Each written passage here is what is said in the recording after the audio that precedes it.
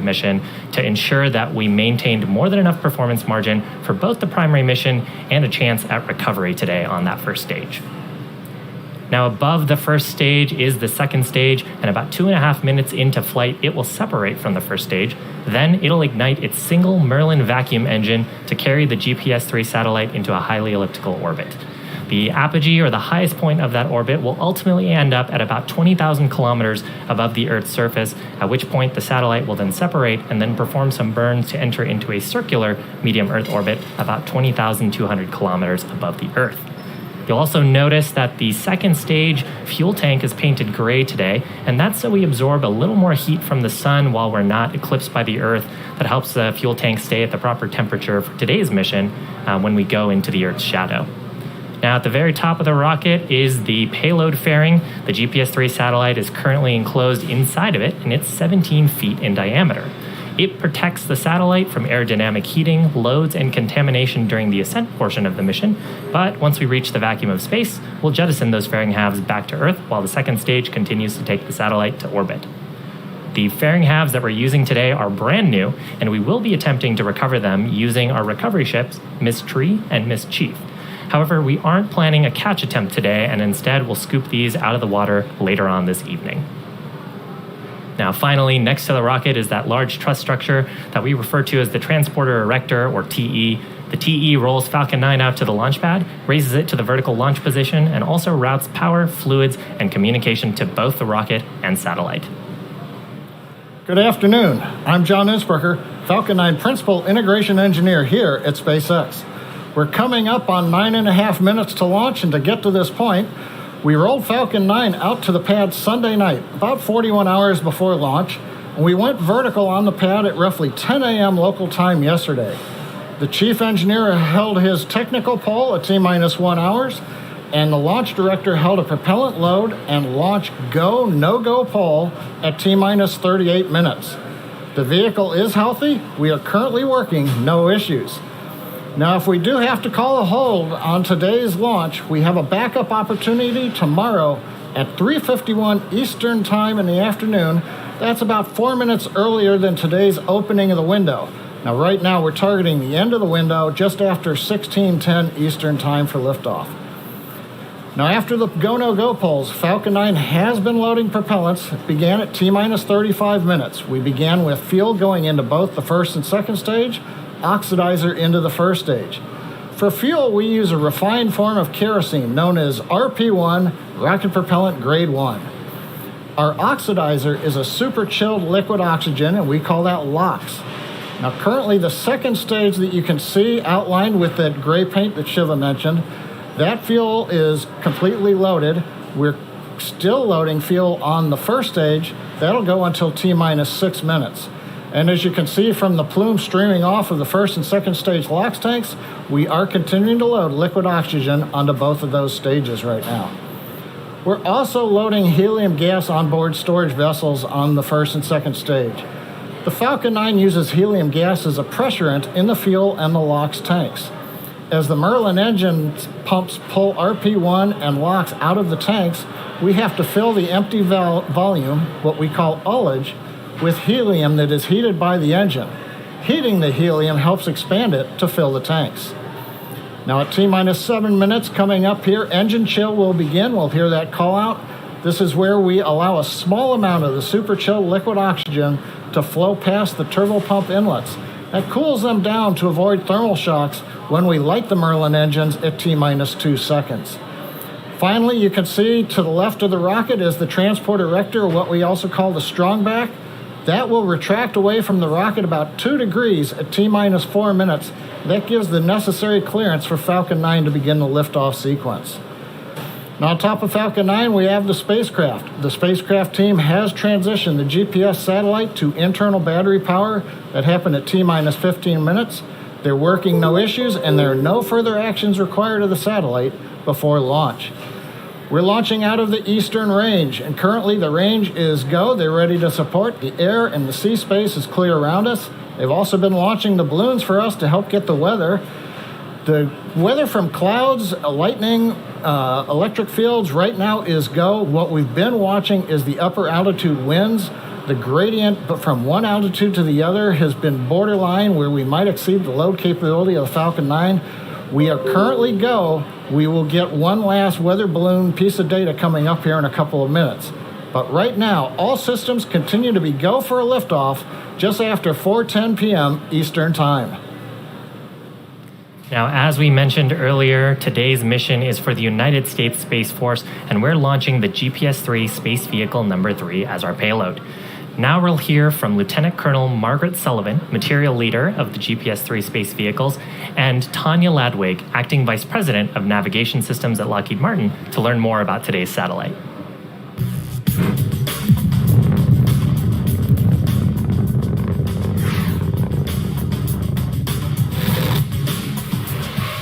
We use GPS every day. Today, everyone has GPS technology in their pocket.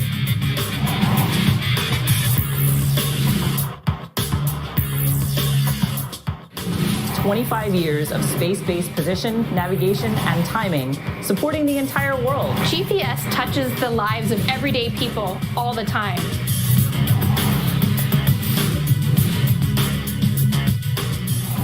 It's changed the way we work, it's changed the way we play with over 4 billion users worldwide.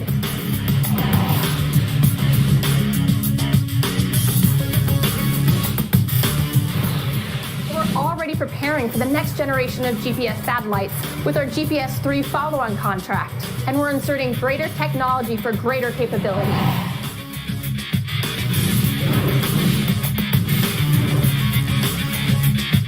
The brand new United States Space Force owns this premier asset and provides this position, navigation, and timing service to everyone.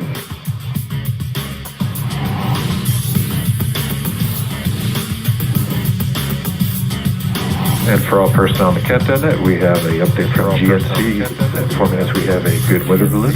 Proceeding on with the countdown. T-minus 4 minutes, 20 seconds on count. T-minus 4 minutes, 20 seconds on count. Today's GPS III Space Vehicle 3 mission is dedicated by the Space Force to the memory of Colonel Thomas Falcerano, and we will hear directly from General Raymond and others who knew and worked with him just before we enter our first coast phase later on in the broadcast. Now, we're currently just inside 4 minutes from liftoff. We did get the good news just a moment ago that the latest weather balloon is go for launch, so we're going to continue to count down. We've begun retracting the transporter erector strongback away from the Falcon 9. You can see it on your screen. Moves back a couple of degrees to get us ready for liftoff. Now, the Falcon 9 is now moving into the final stages of the countdown. The vehicle remains in good health. Fuel loading is complete on both the first and second stages. Liquid oxygen loading will wrap up shortly on the first stage and will complete at T-minus 2 minutes on the second stage. At 1 minute before liftoff, you'll hear the announcement that Falcon 9 is in startup. That means the rocket's own internal computers on first and second stage are controlling the launch countdown. The GPS III space vehicle continues to be go. The Falcon 9 team is tracking no issues on the rocket. The weather has turned green for us here in the last minutes, and the range continues to be green for launch. Now again, as a reminder, if we don't launch today, we have a backup opportunity at 3:51 p.m. Eastern Time tomorrow. First stage lock load complete. Launch director has just called out that the first stage LOX load is complete. We're now loading just liquid oxygen on the second stage. In approximately half a minute, LOX loading should complete on stage 2.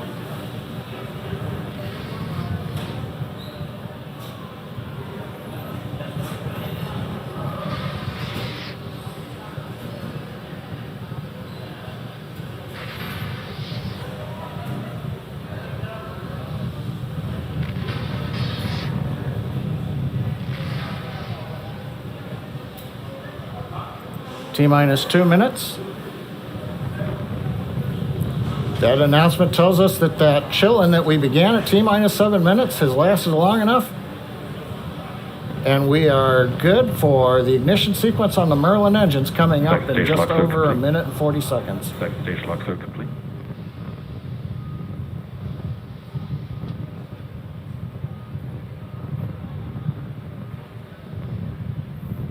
Now coming up in the background, you can see some white plumes coming off of the strongback. Gas close up to started. There's a nice view. We have completed loading the second stage. We're now draining the liquid oxygen out of the plumbing that goes up that structure alongside the rocket. And as we vent off the gas, you get that nice long plume you see there where that humid Florida air meets the ultra-cold gaseous oxygen, condenses, giving you that nice white fog. That's normal for this point in the count.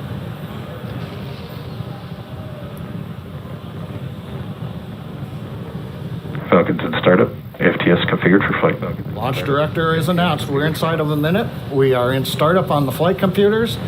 We are also beginning to pressurize stage 1 and stage 2 for launch. Mission directors, go for launch.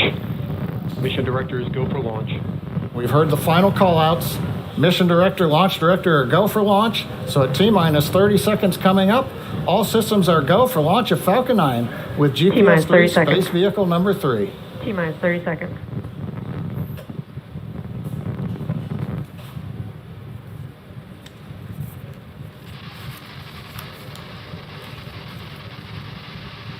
T-minus 15 seconds. T-minus 15 seconds. 10, 9, 8, 10, 7, 9, 6, 8, 5, 7, 4, 6, 3, 5, 2, 4, 1, 3, 0. Ignition. 1. Liftoff. Ignition. Go Falcon, go GPS. Liftoff. Go Falcon, go GPS.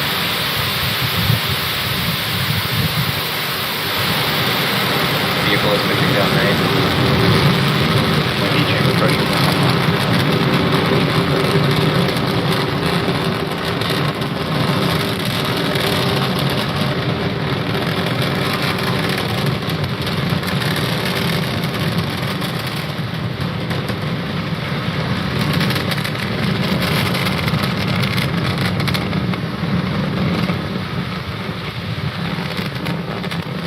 T plus 40 seconds, we've heard call-outs, and now we're entering the throttle bucket. We're powering down the Merlin engines to relieve the acceleration as we get ready for the period of maximum dynamic pressure.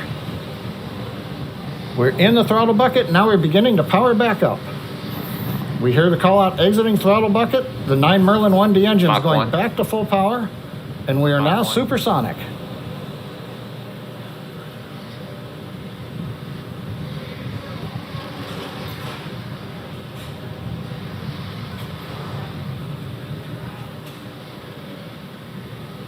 Max Q. Guidance engineer calls out max Q, the period of maximum dynamic pressure, or Q, on the vehicle. From this point forward, although we go faster and faster, the thinner atmosphere will put less loads on the airframe of the rocket. Coming up next is chill-in of the upper stage engine. We've got a good trajectory. And back engine chill started. We've begun the chill-in of the upper stage engine. Power on the Merlin 1D engines looks good. Avionics reports everything is nominal.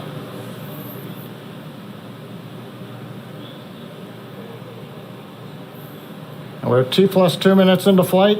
Next major activity in half a minute, shutdown of the 9 Merlin engines, separate the first and second stage, and ignite the second stage engine to carry GPS and the second stage into the first of 2 orbits today. This one will be the initial parking orbit.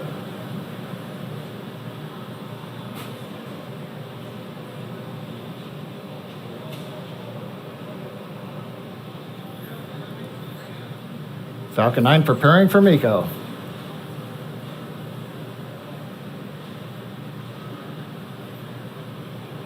And MECO. Stage separation confirmed. Stage separation confirmed.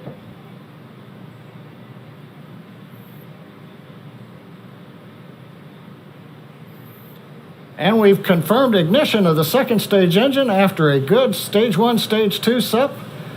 You could see briefly the Falcon 9 first stage in the background. Both vehicles are following nominal trajectories. Call out that both vehicles are following the planned trajectory. First stage continuing to coast to apogee, where it'll then slowly turn around and descend back to the drone ship for landing in the Atlantic Ocean. The second stage engine beginning the long burn to get it into the parking orbit. Acquisition of signal, Maryland. Coming up, fairing deploy. Signal, Maryland. Waiting to see the camera switch forward. Fairing separation confirmed. Fairing separation confirmed. And we've got fairing separation. The two halves of the Falcon 9 fairing separating, the pneumatic system unlatching the locks that hold it together, and then the pneumatic pusher separating the two halves. As the fairing falls away from the vehicle, we can see on the left side of the screen the grid fins, the large titanium castings that are mounted to the first stage have deployed. They'll be used later as we come back into the atmosphere for precision guidance of the first stage to land on the drone ship. On the right-hand side, we see the second stage engine continuing to burn. It's at full power. Everything's looking good with the trajectory. So at just past T plus 4 minutes into flight, everything is go on the flight of Falcon 9 with GPS 3, Space Vehicle number 3.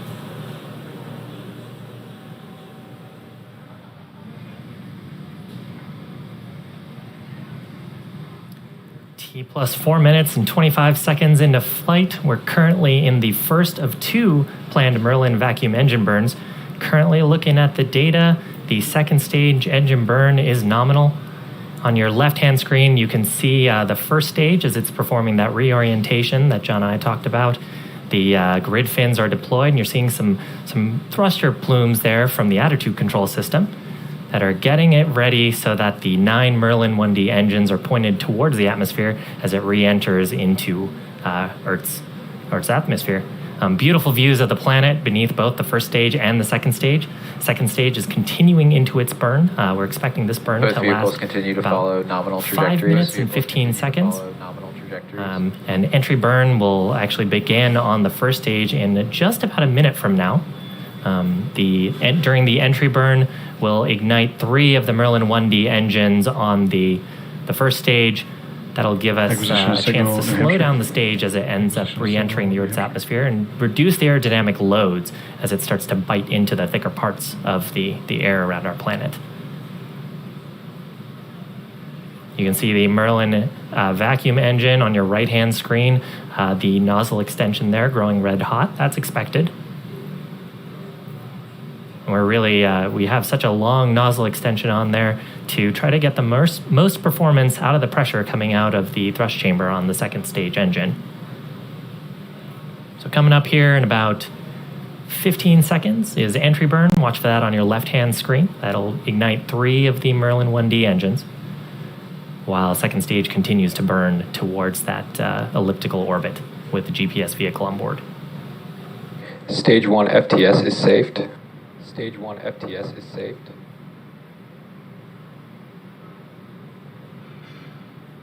Stage 1 entry burn has started. There's successful ignition of the 3 Merlin 1D engines on the first stage. We're expecting this burn to last just about 30 seconds.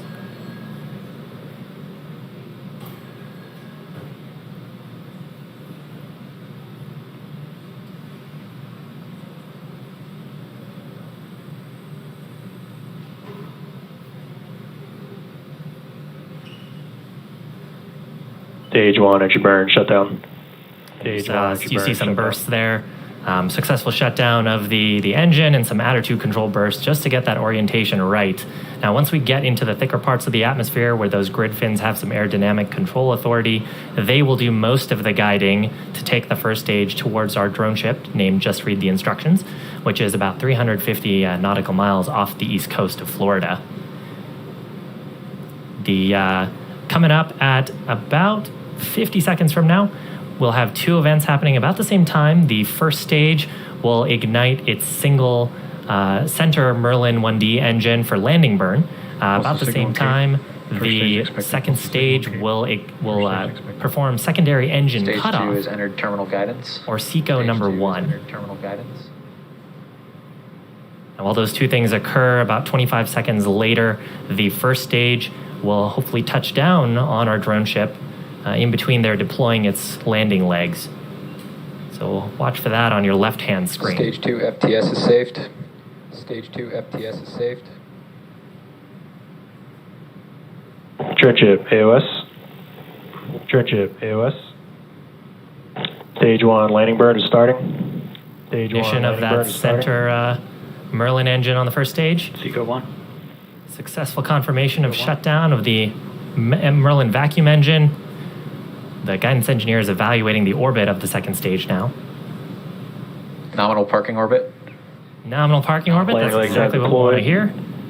Landing Landing leg deployment looks like right down the center. And looks stage like one a is successful landed. landing. Recovery operators move into I see it for stage. Move Excellent. into procedural So level that, 109. we first flew Falcon 9 10 years ago, actually this month. Since then, it's completed 88 missions, and now the most flown operational rocket in the United States. This mission completed its first landing, and hopefully we'll have many more to come. The vehicle is now, we're actually going to enter into our first coast phase, now that we know that the second stage is in a successful parking orbit. That coast phase will last about 54 minutes and will end with our second stage relight at about T plus 1 hour and 3 minutes. We're going to come back shortly before that to cover the second engine start, number 2. Now, as we had mentioned earlier, today's mission is dedicated by the Space Force to the memory of Colonel Thomas Falzarano, commander of the 21st Space Wing at Peterson Air Force Base in Colorado.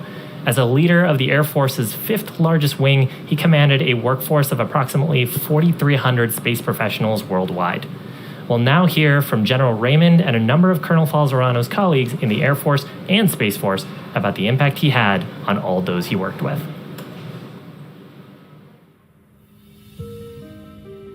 I can think of no better way to honor Colonel Tom Falzarano and his family than with today's launch of our third GPS III satellite from Cape Canaveral. As a former commander of the 45th Operations Group, Tom not only understood the critical importance of our launch capabilities here on the Eastern Range, but he dedicated his entire military career to ensure our nation's space capabilities like GPS continue to fuel our modern way of life and our modern way of war. Tom was an incredible officer, leader, father, and friend who made a difference. He was in his prime as he led the 21st Space Wing at Peterson Air Force Base at such a critical point in our nation's history. Before that, he served as my senior executive officer, who worked tirelessly behind the scenes and put in long hours as we established the United States Space Command, our nation's 11th Combatant Command, and the United States Space Force, our newest branch of the armed services. Also signal Maryland's expected. Tom made a difference in the lives of his teammates and those he led. He will always be remembered for caring for his people while taking care of the mission. Tom had that unique gift of connecting with everyone he came in contact with. He always had a smile and a word of encouragement, no matter how demanding the situation was. Tom made a difference in the lives of his family. No one loved family more than he did. And in fact, Tom made us all feel like we were part of his family. As we watch today's Falcon 9 soar high into space, let Tom's legacy be a reminder for all of us to make a difference every single day, and how our greatest legacy is found in the relationships and the investments we make in the people around us. My sincere thanks to SpaceX, the 45th Space Wing, and the entire launch team for honoring Tom's legacy. Nobody knew how much the United States and our international allies rely on space capabilities every minute of every day more than Colonel Tom Falzarano. Tom took his mission responsibilities very seriously, but he was passionate about developing and taking care of the people under his command. Although we lost him well before his time, his outstanding legacy will live on through the air and space professionals he led and mentored during his 26-year career. For Tom's family, and in honor of his memory, on behalf of the 6,000 professionals of the Space and Missile Systems Center, we will continue to protect and defend the global commons of space and continue to mentor our people, which he so clearly cherished. Today's launch is dedicated to a warrior, a husband, a father, a friend, an American hero, and a man whose example and leadership will continue to influence our Air and Space Force well into the future. We're dedicating today's launch to Colonel Thomas Falzarano, who was the commander of the U.S. Space Force's 21st Space Wing when he tragically passed away a few weeks ago. In a way, dedicating this GPS III launch to Tom is wholly appropriate, as this next-generation satellite provides navigational guidance to the nation and the world. So did Tom provide lasting guidance and inspiration to all those he led and served with. It has been our great privilege to have known and served with Tom Falzarano, and we are proud to dedicate this launch to him. Colonel Falzarano was a strong, steady leader who was an instant friend to everyone he met. He built lasting connections everywhere he went, and he cared intensely about everyone. Here at the 21st Space Wing, we miss him every day, but we'll honor him and continue our mission. strength and preparedness always. Colonel Falzarano led us by example to give of ourselves completely and compassionately. He taught us what it is to be built to last, to ensure what we build today will outlive us and last for those who come after us. As we reach again to the stars, let us strive even higher to be built to last. It's only fitting this launch today be dedicated to Colonel Tom Falzarano, a great American hero. On behalf of the 50th Space Wing and the men and women of Schriever Air Force Base, thank you for your service, thank you for your sacrifice, and most importantly, thank you for your partnership over the course of the last year. Colonel Falzarano, teammate, leader, wingman, guide. Much like the GPS, you get people to where they ought to be. Proud to have served with you. Colonel Tom Falzarano was a true friend of the 30th Space Wing and a personal friend of mine.